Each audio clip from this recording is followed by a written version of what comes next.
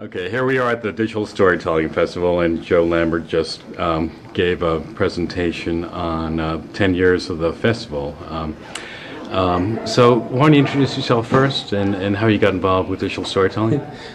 Joe Lambert, Director of the Center for Digital Storytelling in Berkeley. Started digital storytelling work in my collaboration with Dana Atchley in the early 1990s. In 1993, I joined him at a series of workshops at the American Film Institute. Those workshops became the basis of a program we created in 1994 in a new center in San Francisco called the San Francisco Digital Media Center, and that was the basis of these digital storytelling workshops to make short digital videos. Right. One of the things that I thought was really interesting in your talk was that you said that we ought to be using the tools of television to destroy television. What did you mean by that? I think there are many people that feel that the consumerism of contemporary culture, exemplified in the sense of our consumption of story through television, has been a kind of disabling or disempowering factor in the cultural life of a lot of countries, and the United States kind of leads the world in that. In a sense, people validate their lives through the screen, meaning if you're on TV and you have your 15 minutes that Andy Warhol was talking about, you're somehow significant. And if you don't have your screen time, then you're not significant. And so in an ironic way, we're using screen tools, a way to put people on television screens or computer screens, as a way to say, yes, you are significant, but those story makers do not have to be the official authorities of the relatively few channels of access that broadcast television is represented.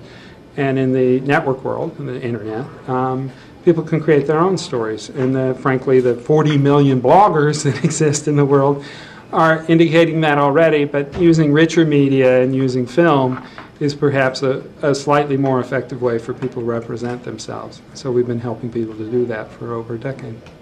I'll move over here a little bit.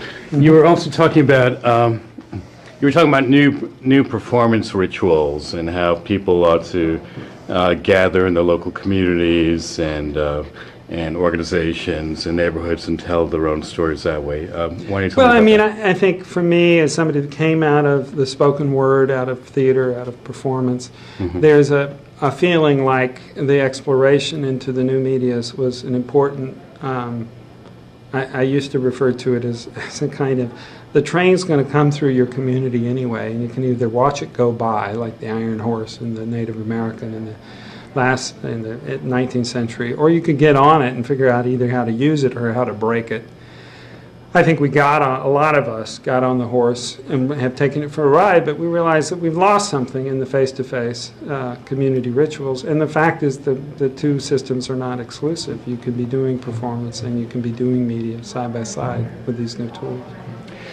So, last question, how would you suggest that people get involved with this, or how can they find out more about digital storytelling? Yeah, I think the digital storytelling world is Googleable, which is a verb, I guess, that you can type that in and find a whole number of people doing it in all sorts of different contexts. The Center for Digital Storytelling in Berkeley is one place to learn about resources. The work that's been done in the UK with the BBC, and particularly a program called Capture Wales, has innumerable stories that show you kind of what we're talking about in terms of forms. But I found that in every city I've gone to, and every time I'm going some new place, I Google in Cleveland and digital storytelling, and I find that somebody at a community center or a local high school is already doing it, meaning it's kind of an idea that people are applying not just to a kind of 3 to 5 minute form, but to any number of ways that people are kind of exploring the new tools for personal story and for memory through the use of personal artifacts and the scrapbook. Okay. All right. Thanks, Joe. Good luck. Thank you.